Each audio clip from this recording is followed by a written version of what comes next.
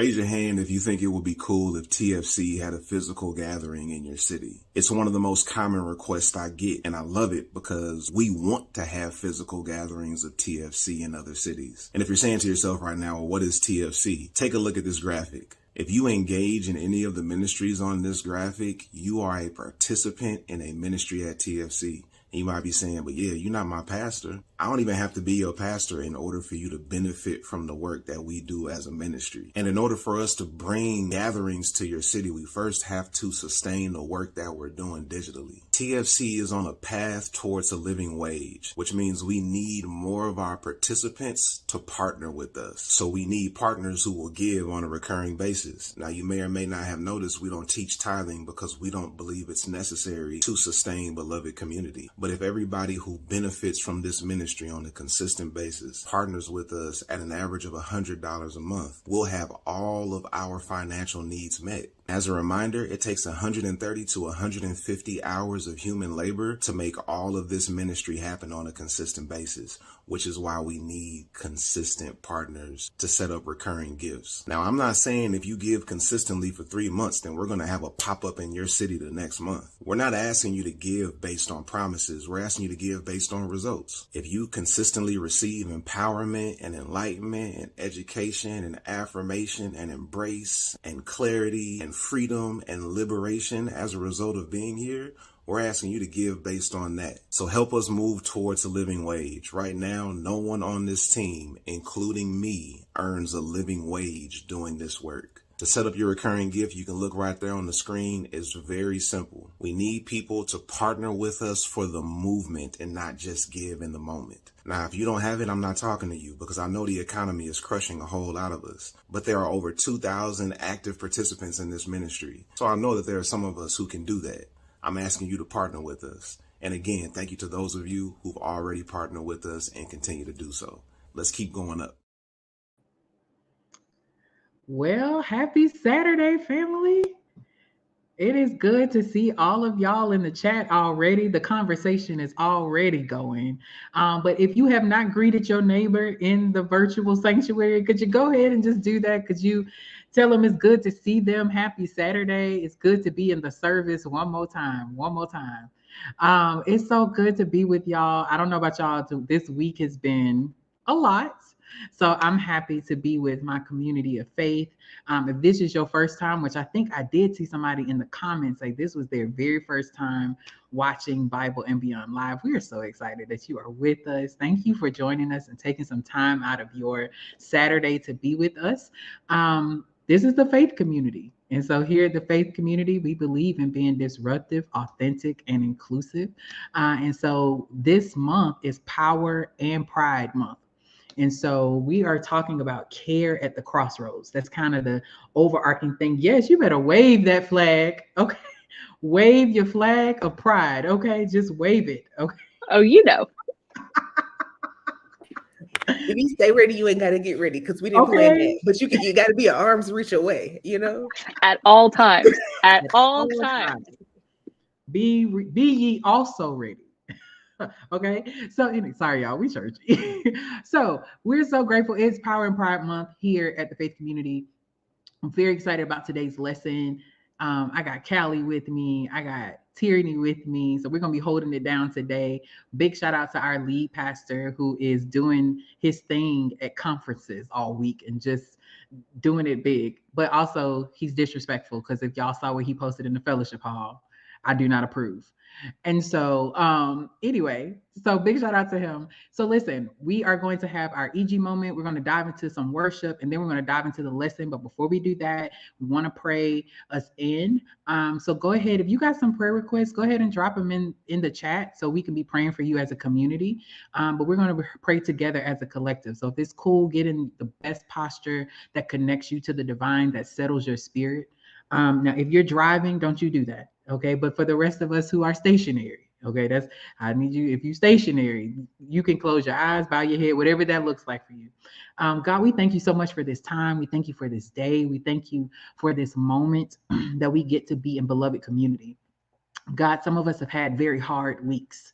Some of us have had a hard week. And so we're asking that in this moment that you would give us breath again, that you would give us our breath back so we can exhale and we can release tension that is coming from our bodies. We can release the stress. And God, we ask that in these next few moments that we have together, that you would speak to us, that you would give us a word, that you would give us encouragement to keep going, and that we are fully loved in the way that you have made us. And so we give you praise, we give you glory, we give you honor, and we're just thankful for this incredibly beautiful place that we call the faith community. It is in the name of the Creator, in the name of the Christ, that we pray. Amen. So I want to toss it on off to Pastor Callie for the EG moment. Awesome. Thank you, Marielle. Hey everyone, it's Pastor Callie here. It's time for our Emerging Generations moment. So if you've got some of our youngest worshipers gathered around, go ahead and pull them in because this moment is for them, but it's also for like the child in you, right? So we know that a big part of this ministry is also taking time to heal our inner child. So like if you don't have any physical young ones in the place, you can talk to the young one in yourself, right? So I want to encourage you to start the way that we always do. Let's put our hands up in the air. Wiggle those fingers and put both of your hands on your belly. We're going to take 2 deep breaths. Okay. Deep breath in and let it out. One more time. Deep breath in and let it out. So as Marielle said today, this is Power and Pride Month here at the Faith Community. And what that means for us as a community is that we celebrate Black power. So celebrating Juneteenth, the day that all of the African Americans who had been enslaved were liberated, or at least notified of their liberation.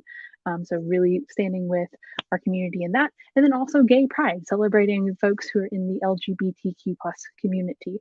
So folks like me, which is really fun.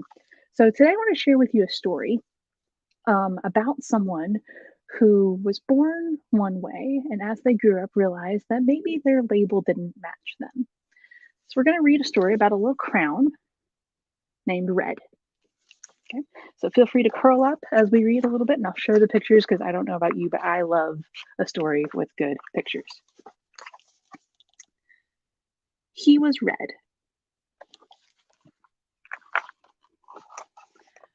but he wasn't very good at it. They've got Olive Crown over here, seeing the blue fire truck and saying, "Oh dear."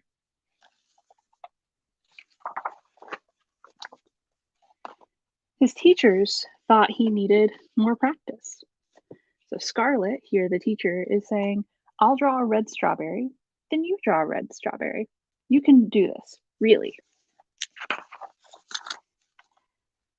But he couldn't really. And Red asks, "Like this?" And Scarlett says, "Oh my, let's try again." His mother thought he needed to mix with other colors. His mother, Olive, says, "Why don't you two go out and draw a nice round orange?" Yellow says, "A really big one," and Red says, "A really orange one." But they made a big greenish one. Yellow says, "Yuck!" And poor Red says, "Oops." His grandparents thought he wasn't warm enough.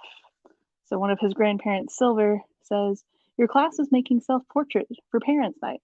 Wear this warm red scarf." And his other grandparent, Gray, says, "Nice, it's so you." But the scarf really wasn't. You can see all their self-portraits there, and then there's Red with the scarf. And then his grandparents say, "Oh dear me." Everyone seemed to have something to say. Amber said, "Sometimes I wonder if he's really red at all." Hazelnut said, "Don't be silly. It says red on his label." Cocoa Bean says, "He came that way from the factory." Fuchsia says, "Frankly, I don't think he's very bright." Grape says, "Well, I think he's lazy." Army Green says, "Right. He's got to press harder." Steel Gray says, "Really apply himself." Sunshine says, "Give him time. He'll catch on." And Sea Green says, "Of course he will." But he didn't catch on. So we've got green made a green frog, black made a black sheep, brown made a brown cow, and Red made a ant. That's not quite red. All the art supplies wanted to help. The masking tape thought he was broken inside. This will help hold you together. The scissors thought his label was too tight. One snip will do it. And I thought he wasn't sharp enough. Stay still now. But even with all our help and all of his hard work, he just couldn't get the hang of it.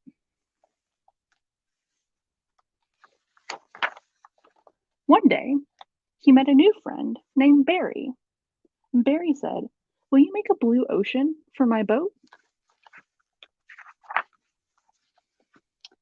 "I can't, I'm red."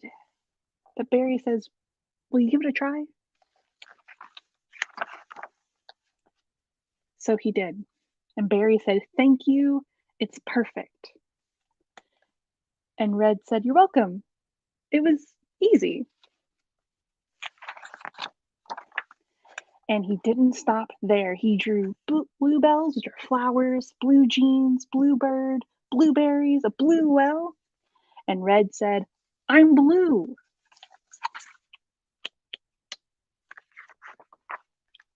He was blue.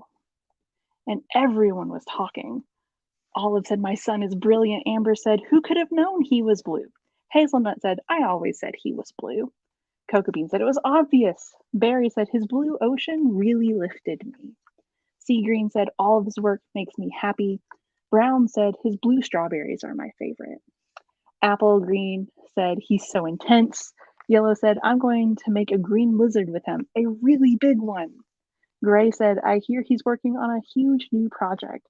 And Scarlet said, "He's really reaching for the sky." And he really was.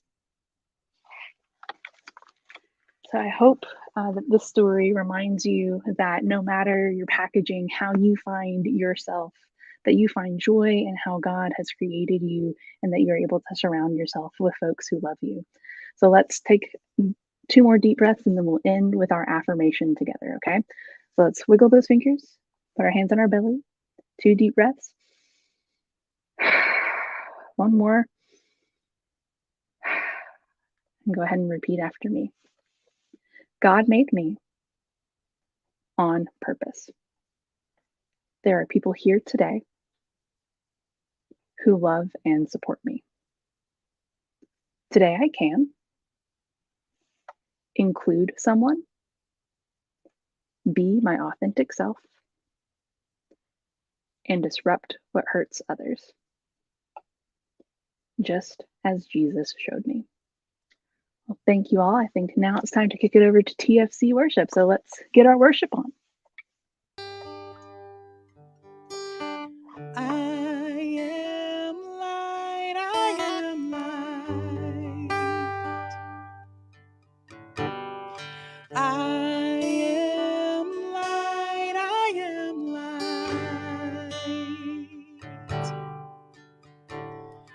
I am light, I am light.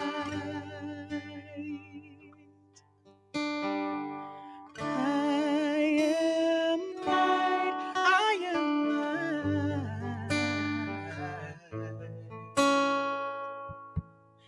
I am not the things my family did. I am not the voices in my head. I am not the pieces of the brokenness inside. I am light. I am light. I am light. I am light. I am light. I am light. I am light. I am light. I am light. I am light.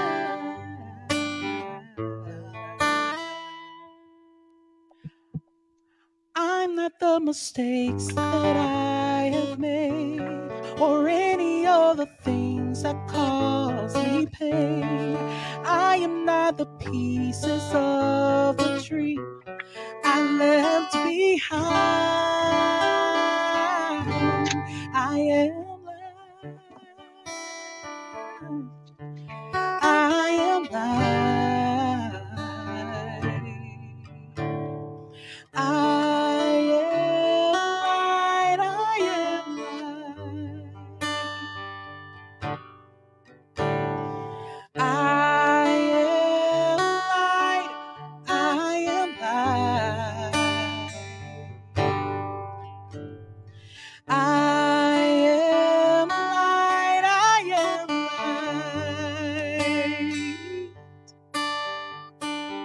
I am light.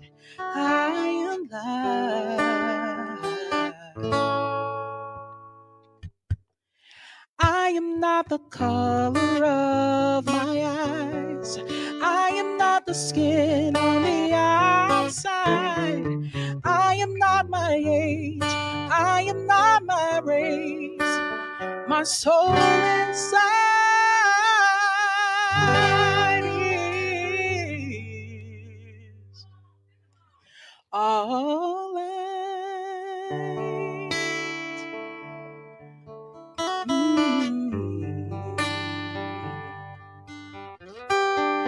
I am light.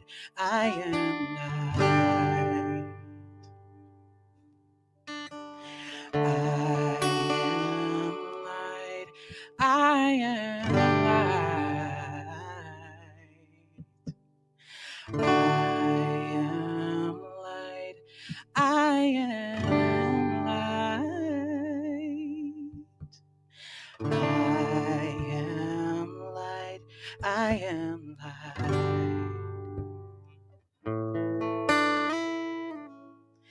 I am divinity defined. I am God on the inside. I am a star, a piece of it all. Oh, I am light. Oh, I am light.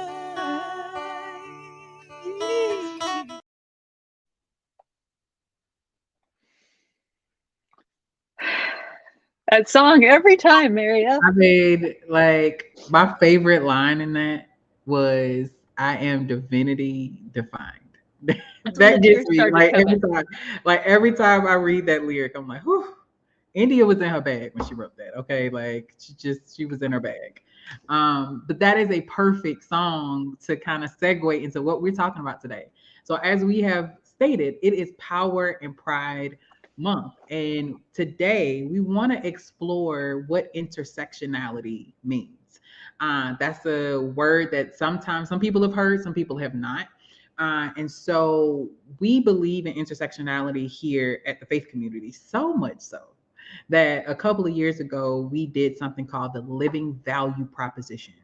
And so I want to play that. If you've taken day one, you've seen this. Some of y'all, this is going to be a refresher course, but I want y'all to pay attention to our Living Value Proposition because when we come back, I'm going to ask you what stands out to you. So I'm going to toss it on over. Let's play that.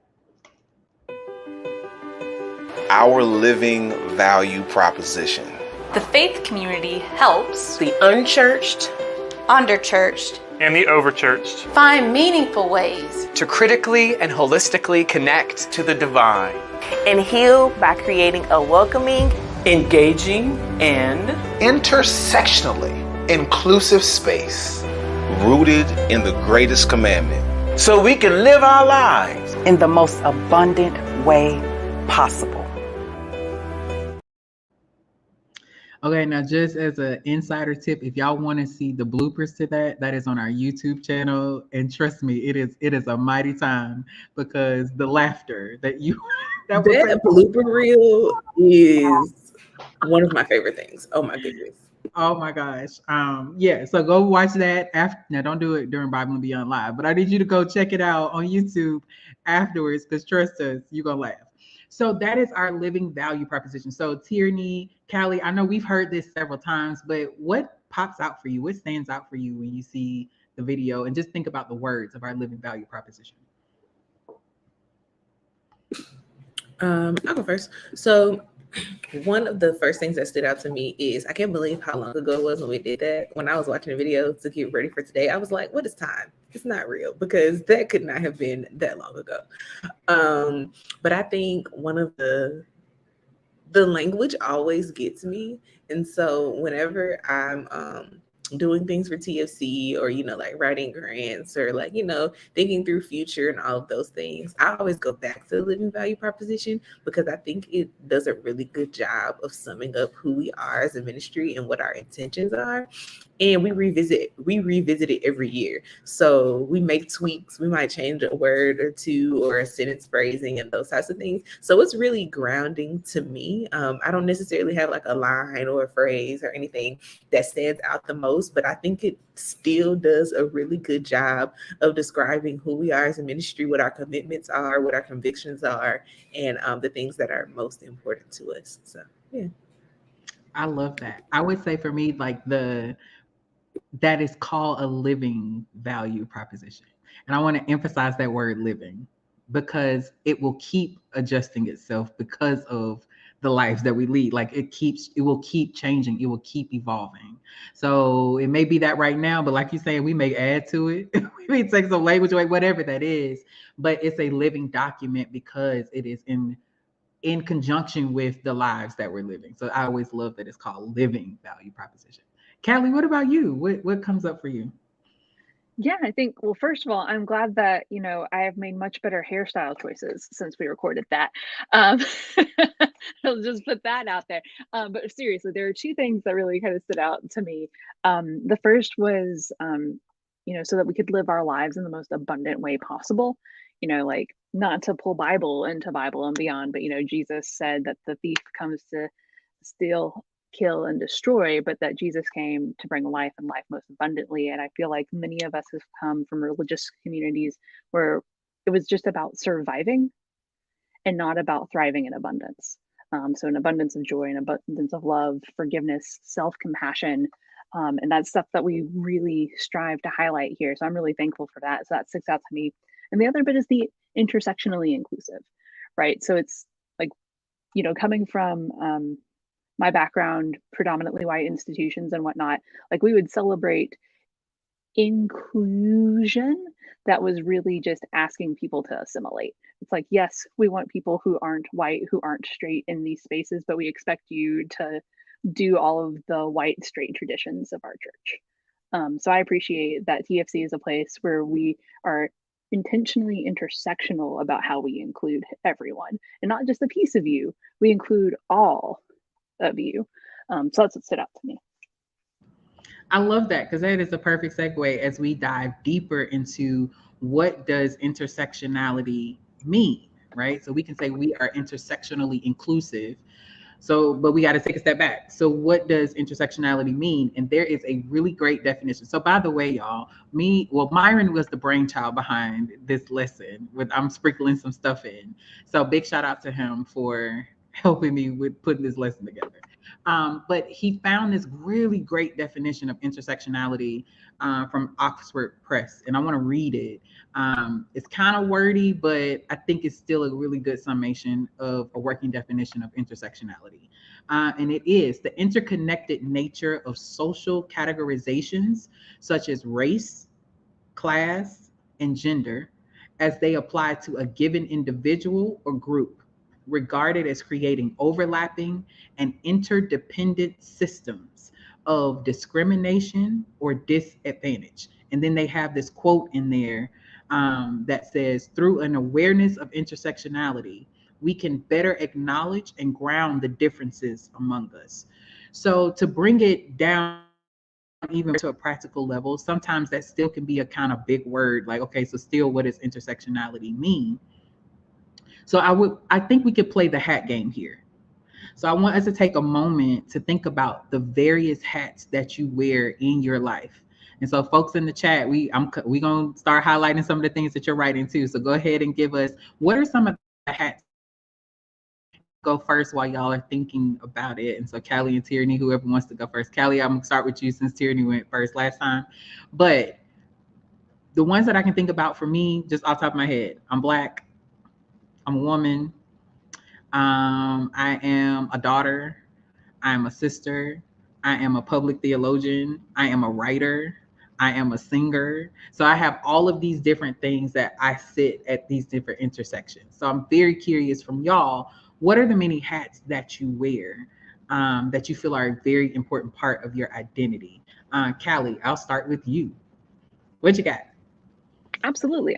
So I'm queer. I'm a woman, even though I don't necessarily look like one all the time. I also am a writer and author, so gotta plug that. I am a wife. I am a friend. I am a tutor and a teacher, and I really enjoy doing that kind of work. I'm also a huge old hashtag nerd. Like, that's not an insult to me. That's just an affirmation of my quirkiness. So call me nerd all you want.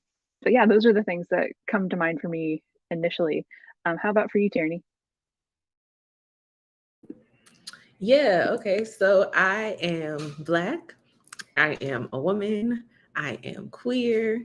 I am a womanist. And those are important to me. I'm a pastor who doesn't want people calling her a pastor because y'all be thinking one thing when I say that, and that's not necessarily always what I mean.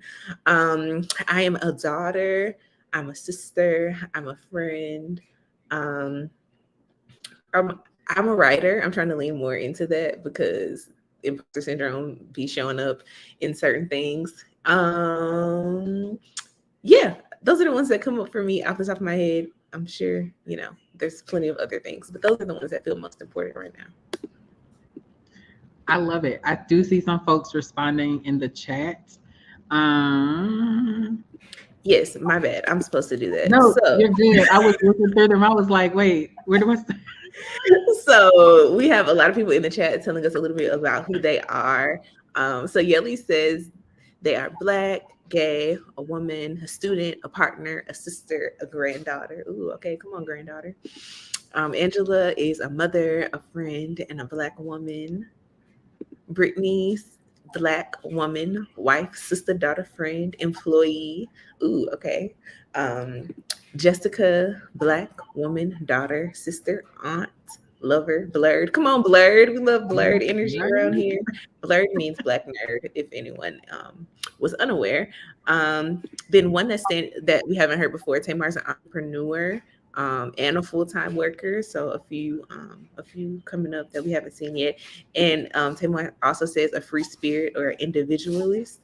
And then bringing the intersectionality in even more. Angela said, I'm working class. So we talk about the intersections of classism. We've talked about race. We've talked about gender, all those things. So everyone is identifying themselves. And Brittany says that she is an athlete. So shout out to Brittany. Thank you for being an athlete, Brittany, for those of us who are not. I gave up after shot put. I am not. You're not. Okay, so we appreciate you. So we just all named several different hats that we wear. So here's the next question that I really want to ask you. Have you ever experienced oppression in any of those hats or more, like one or more of the hats that you wear?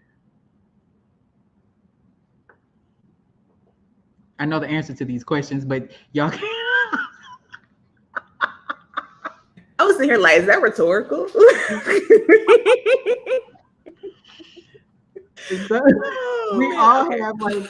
We all have if you want to give me some examples maybe of the oppression you've experienced at the different intersections of who you are.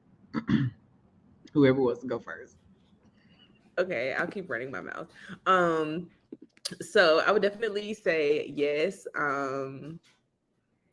Especially working in ministry spaces and Black church spaces, being a woman is always interesting to navigate because the church pretends like it's very progressive on those things, and then you get into the reality of it and they're not. And you go to these conferences and men are weird and safety is always a number one concern. And so you just have to navigate spaces in such a different way when you show up feminine presenting in ministry spaces. And it's just like, y'all, it shouldn't have to be like this. We shouldn't have to do this. Like, I shouldn't have to travel in packs to make sure I'm safe at the ministry conference. Like, come on now. Is that what we're really doing? So definitely experience that. That's a example. Awesome. I'll hop in. I'll start with, it's a hell of a week to ask that, Marielle. So like I won't go into details because it is related to my other job. But let's just say queerphobia doesn't take a day off, and I'm very thankful for a workplace that really supports me. That's all we'll say about that. But another time where it was very evident that I was dealing with oppression based on my queer identity was shortly after I graduated seminary. Actually, I was involved with the church. Like, I wasn't on staff there, but I did so many things that people thought I was and referred to me as the minister of things. So not like to be confused with Tyranny, who is AT&T, all of the things. Yeah, they just referred to me as the minister of things, and I wasn't even on the payroll. And so I approached the pastor of the church about ordination, and the pastor was very excited about that until I circled back a couple months later after my now wife and I had started dating. It was like, by the way, I'm gay. He structured the conversation in such a way that the only way out of that conversation was for me to withdraw my interest in being ordained. And that was really hard and really painful. That happened 2016-ish. But like, looking back on it, I'm incredibly thankful that that was not the community that ordained me. It was the community where I realized like my call to pastor. But I would but given the choice, like, I am so glad that it was this community that called me to be one of your pastors and ordained me, and where I could be my full authentic self here. So yeah, that time was real sucky, and I still get angry about it sometimes. But I'm very thankful that it was part of what led me to this space. So.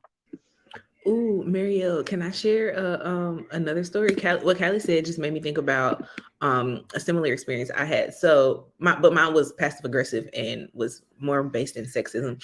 So I was at this church and I was doing an internship, and it was my church at the time while I was in seminary. And I was doing the internship because it was my church at the time. And so I was like, home church, help the people out, do the things, that'd be great. And clearly, if I'm doing this internship at seminary, y'all think I have some kind of call or whatever, those things should be understood. And so when I was meeting with my supervisor, who was the executive pastor of the church at the time, we had made it about halfway through my internship. And I was like, well, yeah, I want to be ordained. I feel like I have this call to ministry. That's why I'm in seminary. Wink, wink, duh. And so they're like, oh, okay, well, just write us a letter telling us a little bit more about your call, and I'll be sure to give it to the senior pastor. Woo, woo, woo, blah, blah, blah.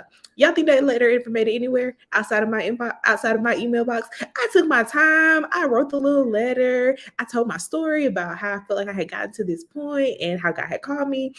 Nobody said they received the email. Nobody mentioned the letter ever again. I was like, oh, okay, so we're going to be avoided and we're going to be passive aggressive here. And so I share very similar sentiments to what Callie said about how I'm very grateful that is not the place that ordained me. And even though I knew I had a call at that time, God swooshed me right on over there and dropped me right on over here at TFC. And I was just like, but it brought the memory up for me. It made me think about how it was done in such a passive aggressive way, where it was just very like avoidant and dismissive and like, oh, well, we're just gonna pretend like you ain't never seen that and we didn't never have this conversation. I was like, okay. You know what we should do, Tyranny, is we should both bill those churches for all the labor they got from us for free. Like, why would you invite me to do the internship if you didn't actually want? Like, you could have said no. I could have went somewhere else. Like. That part. Something that I think is a good theme, and especially saw something, I think Tracy wrote something in the comments around what I was about to say. Yes, when she said, absolutely, as a female minister among male ministers, as a Black person among white people in churches, and just talking about, I keep hearing this level of safety or feeling unsafe. And I know for me, in some ways, I don't like feeling psychologically unsafe, where my creativity, that I won't be in a position of manipulation. That's a really big one for me. So I've experienced all of that, which was incredibly oppressive for me. And don't get me started on some of those people who were being oppressive to me looked like me. Okay, so I want to pivot because we're going to talk deeper into intersectionality, but I want to take a break for our announcements and then our offering, and then we're going to come back and then we're going to deal with, well, how do we deal with the reality of intersectionality? And we're going to dive through a story in the Bible to kind of explore intersectionality a little bit more and then to continue this conversation. All right, y'all. So it is TFC where you need to be, and I get the honor and the pleasure of doing that today because we are very excited to announce that Day Fest is coming. Now, if you don't know what Day Fest is our church anniversary. It is us celebrating the life of our ministry. We won't be a toddler anymore. What are you now? We're in kindergarten. So we'll be turning 5. So we've graduated, okay? And so we are turning 5 years old. So August 25th through the 27th, Tierney, please let me know if those dates are wrong, is when Day Fest is. And this year, for the very first time, we are having a Day Fest choir. You heard me right. Okay, we're doing a Day Fest choir. So if you are coming to Day Fest, you got to be coming to the ATL. You can't do this, virtually. I'm sorry, y'all. You got to be coming in person to Day Fest. We are going to have a good time. So we're going to have choir rehearsal before service. It's going to be amazing. So if you are interested, please, please, please, I think we just dropped it in the chat. There is a registration form so we can just kind of have an idea of how many folks are interested in the choir. I will be sending out the music and parts for you to learn. And then, like I said, we will have a rehearsal. Please don't be shy. Let's do this together. We're going to have some fun. If you kind of like 90s gospel, or even if you're like, I've never really listened to 90s gospel, don't worry, I got you. Again, we're going to be sharing the parts. So we'll make sure you're taking good care of. All right. So make sure you get registered. Please try to have this registration form filled out soon. I think the deadline is July 9th. Pretty sure that's right. July 9th. So make sure you do that. Please get registered. We would love to see you for Day Fest. And more information is coming around Day Fest soon. I think in the next couple of weeks or so. So just mark your calendars for that. And I hope I get to see you in Day Fest. Also, we will not be having programming next week. So Tierney told me what I need to say, and that's all I remember. But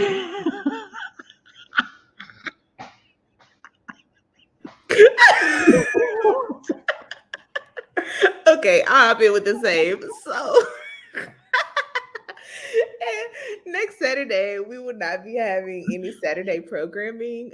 Leadership team will be on retreat as we continue to plan and prepare for all things TFC. So we will not be having any Saturday programming next Saturday. You can always check the newsletter for the other events that are happening throughout the week, but we just wanted to make sure that we let everyone know that next Saturday at 4 p.m., nothing will be happening anywhere. You can always go back through the archives and check out all the fun things that TFC has done in the past. You can check out the podcast and all those cool things, but we won't have any live Saturday programming next Saturday. Okay, and so I get to do the offering, and I am not Myron, so I do not have a fun offering story because I would let you down because I am not funny in that way. So what I am going to do is invite you to give and to partner with TFC in your giving. If TFC has been a blessing to you, we ask that you make a decision to intentionally partner with us. We are on a campaign for sustainability. We are working towards being able to pay all of our team members a living wage, as Christian said in his video in the announcements, and as you have probably seen in the TFC ecosystem. That is the path we are on. That is where we are trying to achieve, and we need your help. We need you to help us. We need you to partner with us in your giving. What we ask is for everyone to become a recurring giver at $100 a month. That's the average donation. Of course, if you can go a little higher, praise God. If you can go a little lower, praise God. We're just asking you to partner with us in your giving. And there are a few different ways that you can do that. You can give on Givelify. That is the easiest way to set up a recurring gift. You can set it and forget it. Search for the Faith Community and you'll see the church logo and Christian's face, so you'll know that it is us. If you like to give on Cash App, of course, you can do that. Hashtag TFC virtual. And then if you want to give by check, the address is there if you would like to mail us a check. So there are several ways that you can support and that you can partner with us based on whichever platform is your preference. And so we always give in a certain way here at TFC. We do the giving affirmation, and I would love if we could all do that together at this time. It says, I don't give out of guilt, shame, or unhealthy obligation. I give out of gratitude for what God has given to me. I give because I believe in what God is doing through this community for me and others. I give because I believe that it will come back to me, good measure, pressed down, shaken together, and running over. I am loved, accepted, and affirmed here based on who I am, not what I have. And so we are super grateful for everyone who has already partnered with us in their giving. And we are super excited to have new people join us each and every month as we are on this path towards sustainability. So Mario, I'm gonna toss it back over to you. All right, family. Well, we're gonna jump right back into the outline. And there is a story that I want us to unpack, and it's found in John 4. Some of you all are familiar with this particular story. It is Jesus and the woman at the well, but this is a different perspective on it as far as dealing with intersectionality. And so I'm going to kind of shrink the number of verses that I read for the sake of time. So I'm going to start at verse 7, and then we'll unpack it. And I got some questions for y'all. So if you, John 4, chapter 7, says, soon a Samaritan woman came to draw water, and Jesus said to her, please give me a drink. Verse 8, he was alone at the time because his disciples had gone into the village to buy some food. The woman was surprised, for Jews refused to have anything to do with Samaritans. She said to Jesus, you are a Jew, and I am a Samaritan woman. Why are you asking me for a drink? Jesus replied, if you only knew the gift God has for you and who you were speaking to, you would ask me, and I would give you living water. And she responded, but sir, you don't have a rope or a bucket. And this well is very deep. Where would you get this living water? And besides, do you think you're greater than our ancestor Jacob, who gave us this well? How can you offer better water than he and his sons and his animals enjoyed? Jesus replied, anyone who drinks this water will soon become thirsty again. But those who drink the water I give will never be thirsty again. It becomes a fresh, bubbling spring within them, giving them eternal life.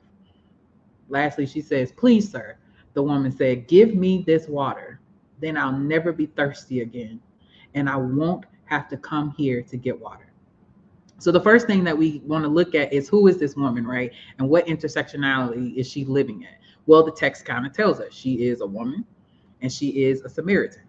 And so there are some things when we're dealing with how do we minister to folks as far as intersectionality, and then when we think about what we need at our intersections and who we are and to be ministered to. The first thing that we notice in this text is that Jesus intentionally shows up for her. If you read the story, if you read kind of before this story happens, you see the intentionality of Jesus that Jesus does by sending his disciples away. He wants to make sure that he is alone with this woman to have this encounter with her. So my question to y'all, and in the chat, y'all know, y'all get ready, is to tell me about a time that somebody showed up for you. Tell me about a time that somebody showed up for you. They were intentional in the ways in which they showed up for you. I don't know who feels led to go first. I'll go. Okay, yeah. So thinking about a time that someone intentionally showed up for me, I'm remembering when it was what was it? I guess last year. So it was last year when I was moving all of my things after I had decided that I was getting a divorce. And so my best friend and my cousin came over to the house and it was pouring down rain. And they were like, "Now, girl, you would decide to move on the wettest day of whatever month this was." But they were there, they were happy, they were excited, they were like checking on me and making sure I was good. And they was like, "Okay, tell us where the stuff is. We're gonna pack up all the cars and we're gonna, get you where you need to go." And so I just remember them being like, "Tell us when, tell us where, tell us what you need. We showing up, we doing the things." We dropped all the stuff off, and then they're like, "All right, let's go eat, let's go do drinks, let's go do all of the things." And they just made it a memorable, fun friend hangout when it could have been, something completely different emotionally. And so I just remember them showing up and being like, "Okay, girl, you got us out here in this rain, moving this stuff, but we love you and we're going to make sure that you're good." And so it just felt really good for them to be there and to see me and to show up for me in a way that felt meaningful and felt genuine, based on the relationship that we had built up until that point. And so I'm really grateful for friends like that who show up. And yeah.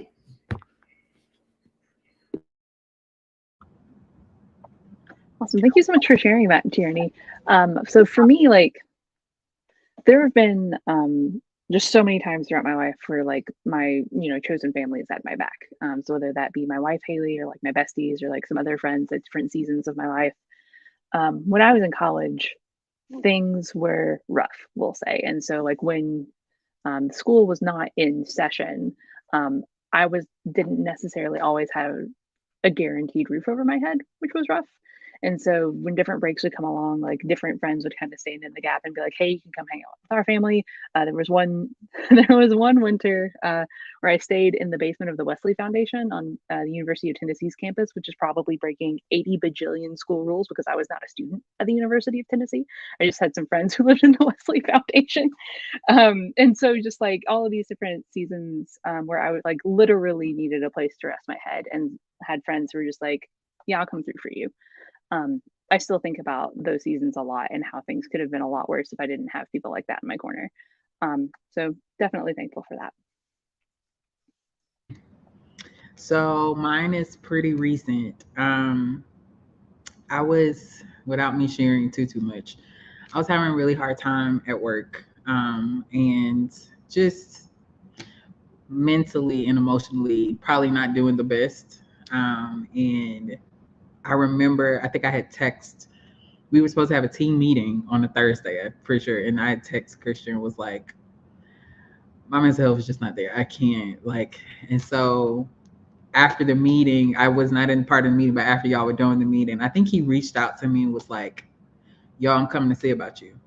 And so he came up to my job, I think the next day, or it was like maybe a couple of days after that, just to check on me. Y'all, that meant the world to me. Like, I love when my friends pop up at work because it's just like, "Oh, my friend, you came to see me." So, and that really was helpful.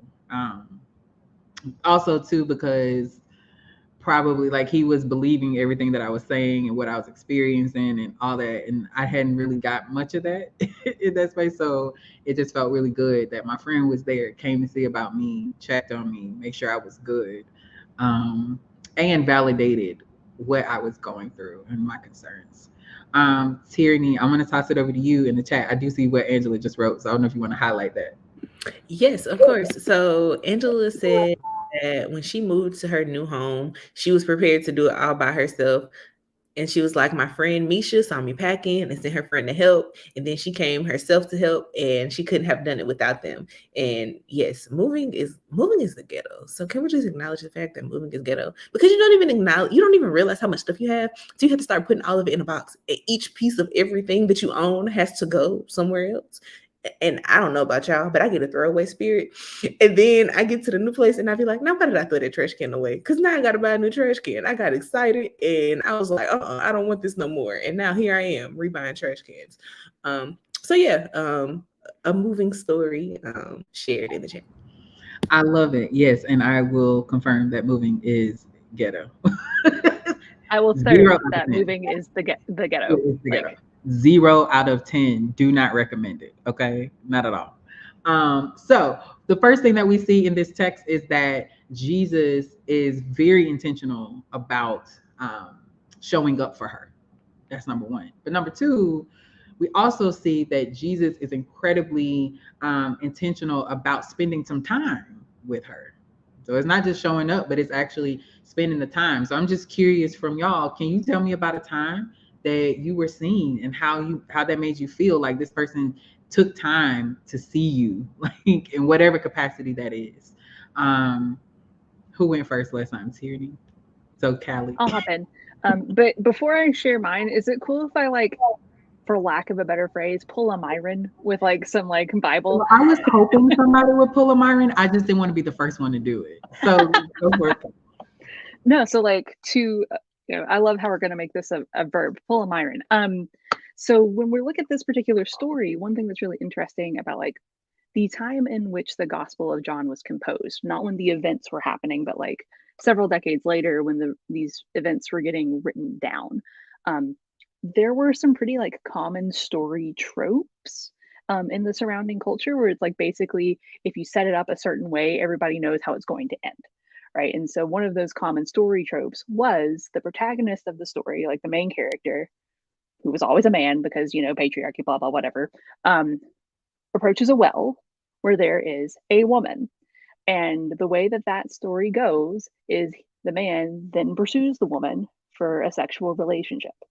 Right. So one thing that the authors of the Gospel of John did continually was they would set up these stories, right, that start the way that everyone in the culture is like, okay, we know how this is going to end. We know what Jesus is going to do here. And then at the very end, completely flip it on its head. So in this story even starts out a little bit weird at the beginning where Jesus approaches her and they're like, oh, wait a second, that's a Samaritan and Jews and Samaritans don't mix.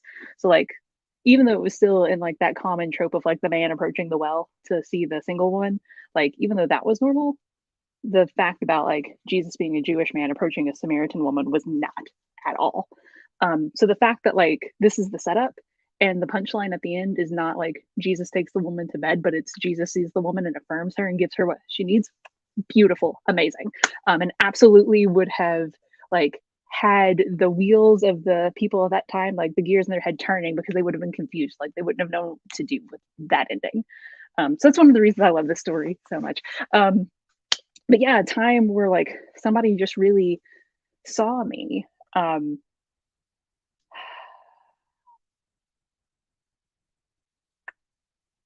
think the past couple of weeks have been kind of like weird and rough. But I did get an email from a new family at work who they said, we Facebook stalked you, which is like, oh God. And they're like, I think you're going to be a really good fit for my student. Like, you're really going to get his humor, and I'm excited for him to meet you. And so that was kind of cool because it was also like this complete and total stranger. And like, whenever someone starts a new conversation with, I Facebook stalked you, like that can go a couple different ways real fast. So that was just really cool and affirming just to be like, awesome. She saw all the like nerdy stuff I post online and is not deterred at all by that, and is excited for me to work with her kid. So that was a cool thing recently. How about you, Tierney? I've been talking way too long. No, that was really insightful information about the Bible, and I'm very glad you pulled a Myron because y'all already know how I feel about the Bible. Complicated relationship. Insert whatever emoji you feel here. So I was thinking about a time that I felt seen, and I'm gonna tell a Christian story too. So somebody can't send this to him because then his head gonna get big. I'm gonna still tell the story because it's the one that I had prepared to tell, but he can't be out here. Don't nobody at him or tag him or nothing like that because he gonna think he doing something. So I'm remembering when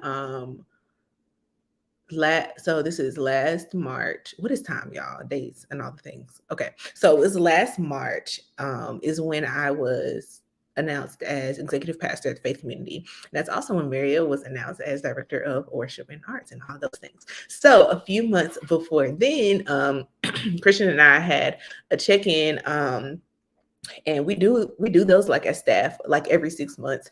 And I remember my check-in, I was just kind of like, yeah, I really love the work that I'm doing here at TFC, but I don't know how to tell people what it is. Like, I know what I'm doing and I think I'm doing a good job based on, where we at and what's going on, but I don't know how to explain it. I don't know what my title is. And he was like, well, what you're doing is executive pastor, but I don't know if you're gonna be comfortable with that, because I already know how you feel about, all the church things.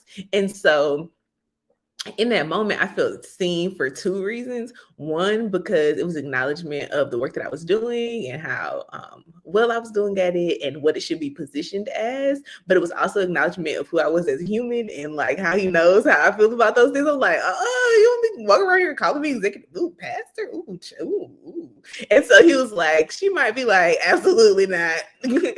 Just find somebody else to do it. And so it was just an acknowledgement of, yes, I felt seen in the work that I was doing, but I also felt seen in my humanity and who I am as a person. And as we talked it through and had the conversation, I was like, yeah, no, I want to lean into that. I think that would be a accurate description of what I'm doing and allow me to be able to communicate that and to also lean more so into the role. But it felt really good to be seen in that way and in that capacity for both of those reasons. And can we just acknowledge, like on screen and in the chat, that Tierney, you are a fantastic executive pastor. Like, can we just like absolutely embarrass you with that a little bit right now in the best way possible and affirm that you are doing such a good job? Thank you.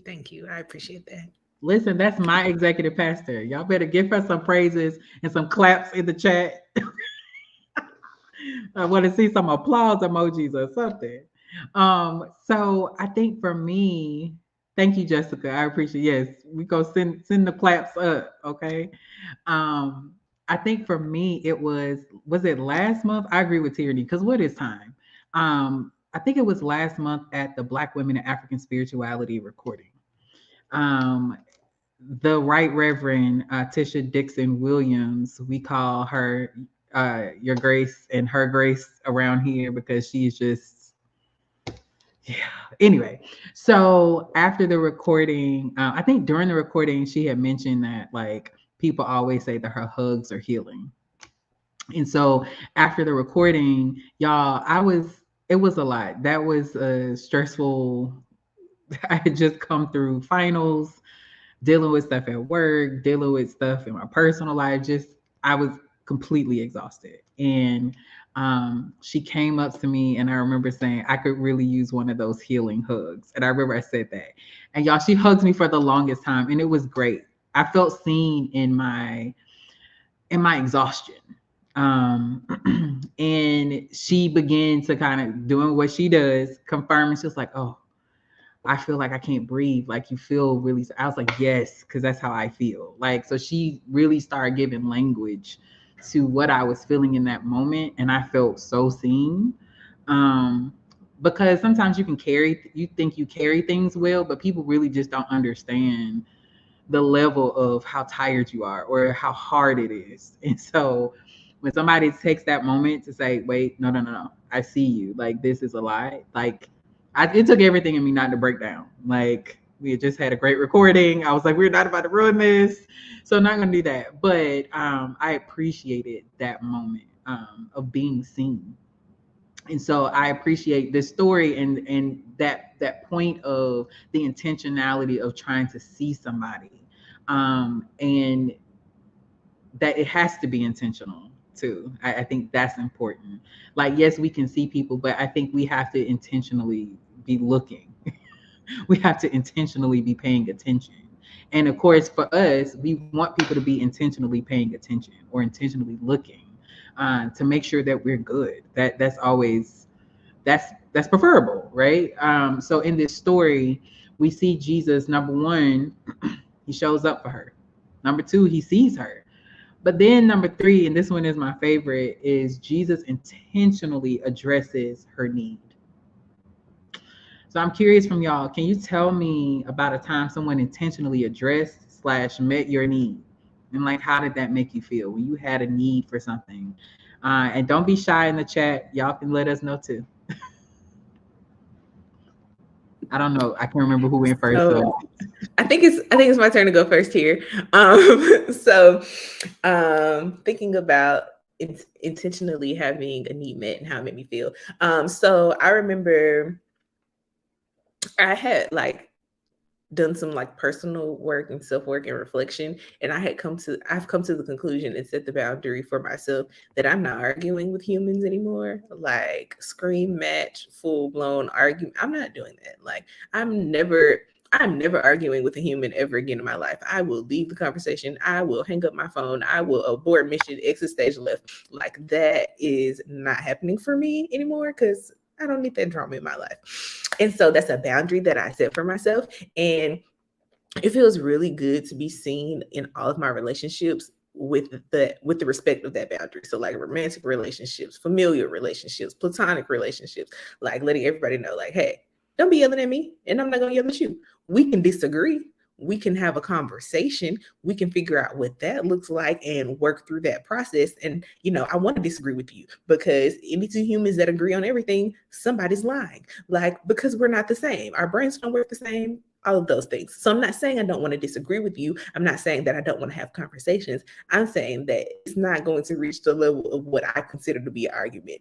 Like, we can raise our voice in fun and laugh. And I'm loud. So Tierney can get loud, okay? She gets excited and all of the things, but not in those moments. Like, don't yell at me in an arguing kind of way. Don't yell at me in a confrontational kind of way.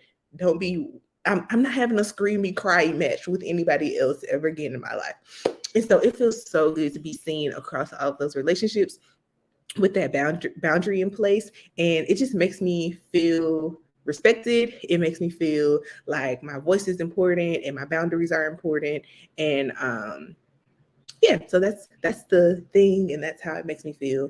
And the more I continue to like lean into it and like stand firm into it, it feels even more like, oh yeah, this is supposed to be my life. Like I love it here. So yeah. Yeah, I think for me, like it's Pride Month, so I'm just gonna ask you all to indulge me in just like a little bit of queer cuteness. But I can't think of like specific moments right now because the way that Haley sees me and shows up for me and meets my needs, like we just yesterday was the 7-year anniversary of us like beginning dating. And so like I'm feeling very sentimental and mushy and like we are absolutely like cloyingly sweet and adorable. So I apologize in advance. But there are just times, where like no apologies necessary. It was very, very cute. Well, thank you. But I just think about the little things where it's like if I've had a really rough day or a long day and it's like, I love cooking, but sometimes if it's been rough, it's like cooking's the last thing I want to do. And I come home late from tutoring and Haley already has dinner taken care of. And it's like, oh my God, that's amazing. Or just, saying, hey, I know it's been rough and I know that, physical touch is one of your love languages. Let's just cuddle on the couch for a little bit. And it's like, yes, I need the cuddles. And so it's just like those little things, just that over time that are done with consistency, right? Because I think it's one thing for somebody to show up for you like on the one time, which is great and helpful. But like when you've got those people in your corner who show up for you on the regular and like with such a level of frequency that you like struggle to think of a particular time because there have been so many times, like those are the friendships and like that I want in my life. And I'm very thankful to have that in my adorable wife, Haley. So I love that. And something I will say too is I can't think of like a specific time. There've been, I know several times people said, but I always think about how I felt.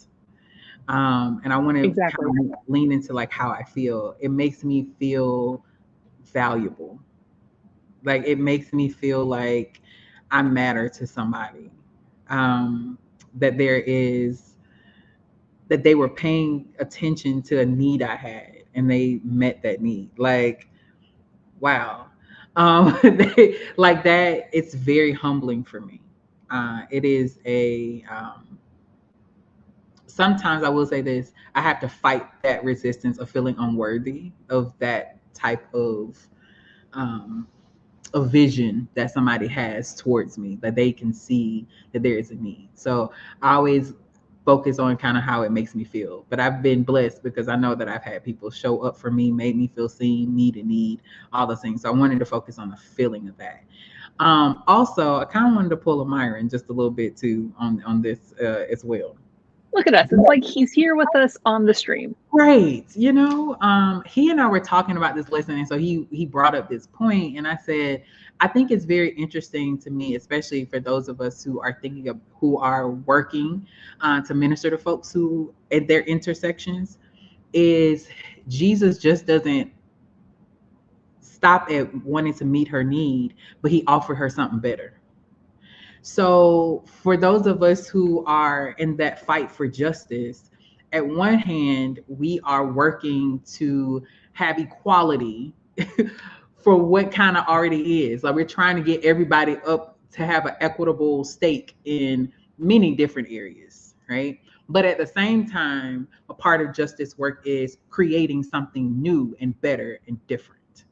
So when I think about, as we think about how we serve people at their intersections and how we are intersectionally inclusive, there has to be an intentionality around, yes, equality, but offering something better. That yes, we're trying to get to this point, but also me serving you is that we're dreaming and imagining something greater. And so that's something I loved about that point, is that Jesus just didn't stop at her need, but he offered something even better. What are y'all thoughts around that? I don't know. Am I like, does that sound crazy? I don't know. Like I'm going to pull a hashtag extra Myron, extra nerd moment, but like outside of the Bible. It reminds me of an essay that Jocelyn Gage, Susan B. Anthony, and Katie Stanton wrote when it was talking up where they were addressing women who were just starting to get politically active and asserting their rights to vote and whatnot.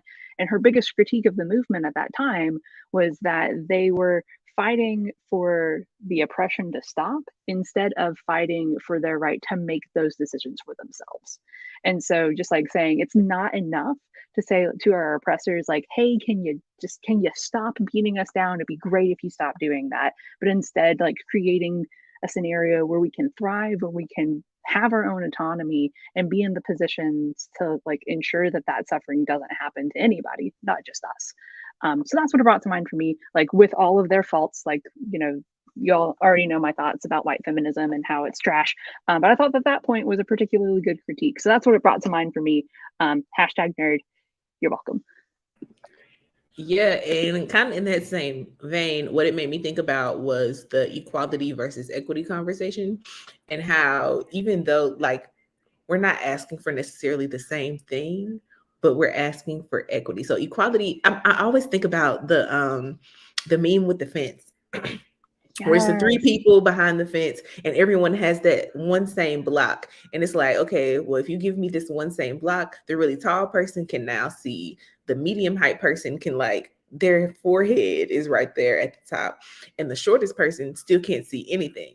And so the really tall person could already see without the blocks. So what if we give the shortest person the 2 blocks? Now they can see, and the person in the middle has the 1 block, and so they can see, if they're on their tippy toes, and the tall person doesn't need the block in general. And now we can all see over the fence. So more so that conversation of what it means to have equity as opposed to equality in being seen. So that's kind of like what came up for me. Sorry, my computer started doing something stupid. I don't know. Technology. So yes, that's brilliant. Another thought that I had too around this is, in order for somebody to be intentional, I think there has to be strategy. So if we are going to minister to folks at the intersections, and when we think about the ways we want to be ministered to as far as our intersections, I prefer when people are, when I say strategic, I don't mean in a manipulative way.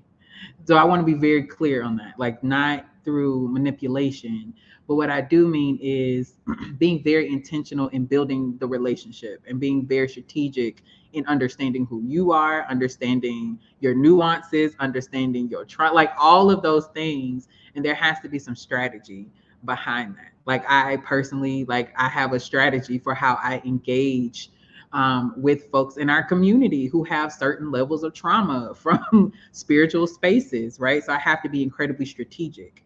And that requires a level of care. And for me, it goes all the way back to the greatest commandment, right? So how does the greatest commandment apply here? Is that I can be incredibly intentional in the ways in which I love my neighbor, and that I'm thinking through the ways in which to love them, accept them, affirm them, empower them, encourage them, like all of that. And so I think it is strategy. What are y'all thoughts around that? Do you feel like to be intentional, there has to be strategy, or do you feel like can intentionality be organic, or does there have to be? And like, I'm sorry, y'all, I know that's not on the outline, and I'm picking like I'm coming right off the dome with that question. But I'm just curious, like, do y'all feel like intentionality is organic? And in the comments too, y'all let me know. Or do you feel like intentionality has to be strategic? So the first thing that's coming up for me is I think there has to be like history or a relationship of some sort or a knowing of some sort for the intentionality to be effective. So like not necessarily like strategic versus organic, because I can be organic if we have history. I could be strategic if we have history, and the intentionality will come across similarly if the relationship is there, or if we have built a rapport, or I know something about you or the situation or the whatever. So I think it's about the relationship, it's about the rapport, it's about the history that's been built. And then it could be either one. It could be strategic, it could be organic, based on what you know about this person, based on what you know about this situation. If that makes any sense. That makes total sense, because a rule that I have is I don't take correction from anybody that I'm not in a relationship with. Yeah, you can't give me constructive criticism if there isn't anything that has been constructed. Like, it's like, nah, like if you can, this is why sometimes I didn't get along with church mothers. I'll just put it out there, because they were never intentional about trying to build relationship with like the younger women, but were very quick to criticize. And I was like, I'm not listening to you. If I'm not valuable enough for you to invest in a relationship, for me to feel safe to trust you to give me advice, then I'm not doing that. Yeah, okay, great. I'm sorry that's how you feel, but we don't keep rolling and do what we do over here. That's just my personal opinion. Callie, did you have some thoughts? Yeah, and well, first of all, retweet all of that. But second of all, I think it's kind of not just both and, but yes and, right? I think with intentionality versus organicness and like how strategy plays into that, like I think the strategy is what leads to the organicness, right? Because for me, like the organicness isn't in the action itself, but it's in the feelings that it produces, right? So like I have to be strategic to know about the things that like say make Haley really excited. And like, because also I love her. She is the hardest person in the face of the planet to surprise. So if I'm going to succeed in surprising her in an experience that I am pretty confident is going to organically bring about joy, like I cannot not be strategic. Like it just not going to happen. She's going to figure it out. And I'm like, great. Now I have to do something different for your birthday. Like, just she's just too observant, y'all. Which is a great thing. It's one of the things I love about her the most. But I think for me, it's just like, when you know someone and you've invested that time, like the strategy isn't necessarily like a manipulation thing or like an avoidance tactic for like really getting to know someone or anything like that. It's strategy putting in the time to ensure that the relationship receives the level of growth that you want it to. Like, and so that's kind of what comes up for me. I feel like intentionality is the vision and strategy is the steps in how we make the vision happen. Like I'm just thinking like on a large like the strategy is the action plan. It's the action plan, literally. Like that is how we accomplish that. It looks like there's some stuff going down in the chat, Tierney. So I will toss it on over to you to highlight what folks are saying in the chat. Yes. Well, first, Josh said that Mariel is giving wisdom today. So shout out to you. Andre said he thinks it's a both and thing. It can start strategic and then become organic, but it can also start organic and then become strategic and flow back and forth as each unique situation arises. So acknowledging that it doesn't have to be one or the other is, the fluidity and the flexibility. And then BJ says, I'm always super strategic when I get to know anybody, particularly women, because of the way I present. Everyone seems to think I'm trying to holler. And that is also true, because it's like, just because I told you I like your shirt or your hair or your glasses does not mean I want to be your girlfriend. Calm down, okay? And so, yeah, you have to be strategic in the way people perceive and interpret you. So, yeah. I love it. And then, not to mention, when BJ came in, the comment, it was something like, sorry, y'all, I'm late like a pregnant woman. It was something like, I was like, oh, that's hilarious. Okay, so we've talked about intentionality. So there are some questions these are kind of rhetorical questions, but I do want us to sit with these for the remainder of the week and just kind of keep mulling that over. And these questions are this: how am I intentionally showing up for others? How am I intentionally seeing others? And then how am I intentionally addressing the needs of others? So as you go throughout your week, I want y'all to be strategic. I want you to be intentional. Maybe it's your coworker, maybe it's a family member, maybe it's a friend you haven't talked to, whatever that is. But I want you to think through these questions. But then I want you to flip it, and I need you to think about, what do you need? So as people are engaging and interacting with you, how would you like for people to be intentional in showing up for you? How would you like for people to be intentional in how they see you and that they are seeing you? And then how would you like for people to be intentional in addressing your needs? Sometimes it's easier to do the other part with other folks and not the part for ourselves. I especially want you to sit with yourself. Do y'all have anything that comes up for you when y'all hear those questions? Yeah. Like, as you were talking about the self, right? Because like a lot of the questions here, like, how do I want people to show up for me? Like I 100% think that's an important part of it. I think another big thing we have to look at is, how do I strategically show up for myself? Right. And so, like, if you are a recovering people pleaser, busy all the time, and just have to carve out times for yourself to take care of yourself, like, that requires strategy and intentionality, right? You can't just say, oh, I'm going to wing my self-care this week. If you look at the calendar and realize you've got stuff from 8 to 8 every day, like, that's just not going to work. And so I don't know who this is for, but like, you need to plan with intentionality, giving you the love that you need, right? So like, if that's just something that's coming up for me, like being that strategic with yourself as a way to love yourself. I'm going to say what an old pastor used to say.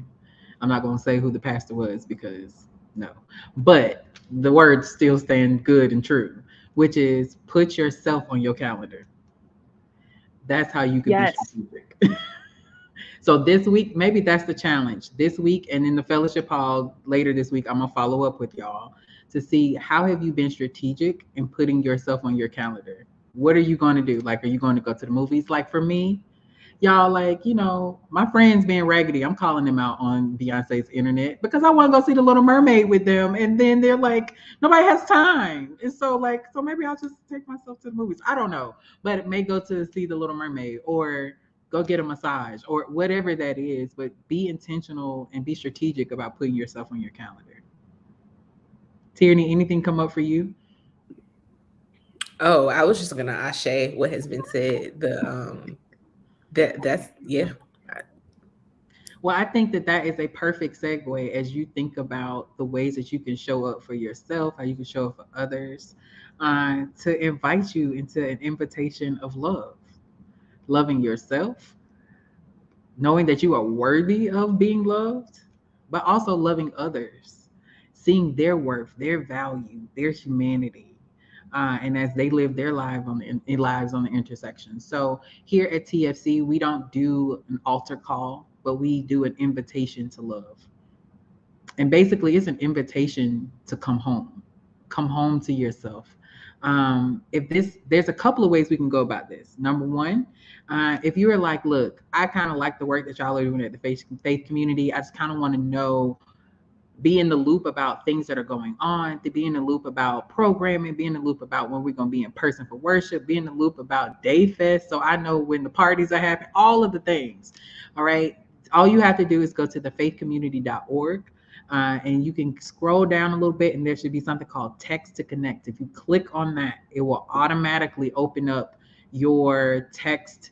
Is it an app? I guess it's an app. Yeah, your text app. So iPhone users, we have, iMessage. I don't know what the other people be doing. I don't know what you Android users do. It's the subtle Android shade, like.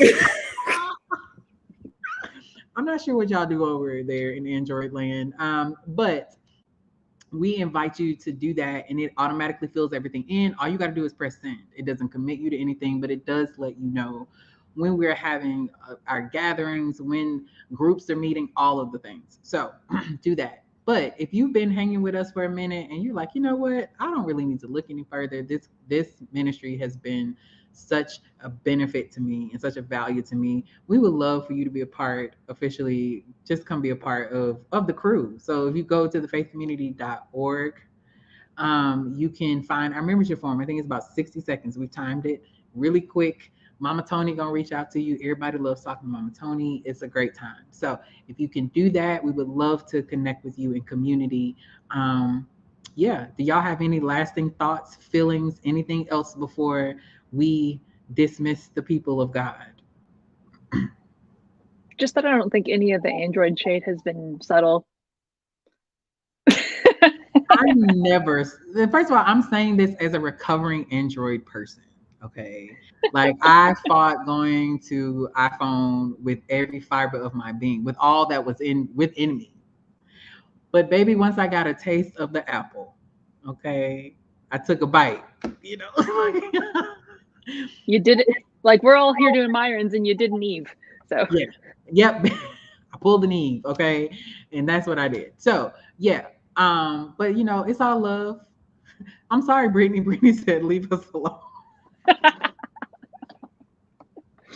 No, but in all seriousness, like as we continue to move throughout Power and Pride Month, it just kind of occurred to me that, doing that self-care and the strategy and really intentionally including things that provide joy at your intersections, right? So for me, watching gay rom-coms, whatever that looks like. And so just finding joy at your particular intersection, I think is a particularly fantastic way to give some self-love and heal that spirit a little bit. Yes. And that's also resting. Rest in the joy. Yes. That refuels your spirit, I promise you. So do something fun this weekend, hang out with family, talk to somebody you ain't talked to in a long time, turn on Netflix like I'm about to do in a few minutes. And just rest and relax and laugh. That's the key part there. I'm so grateful that y'all have spent some time with us on this Saturday at Bible Beyond Live. We love y'all. Can I pray for us before we leave? And then we can go about the rest of our incredible day. All right. God, we thank you so much for this time. We thank you for this conversation. God, we thank you for the people who have been so intentional in our lives.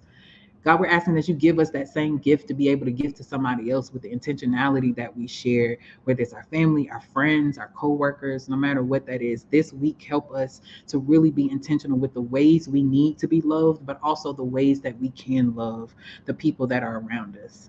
We ask that you dismiss us from this place, but God, never from your presence. It is in the name of the Christ, the Creator, and the Comforter that we do pray. Ashe and Amen.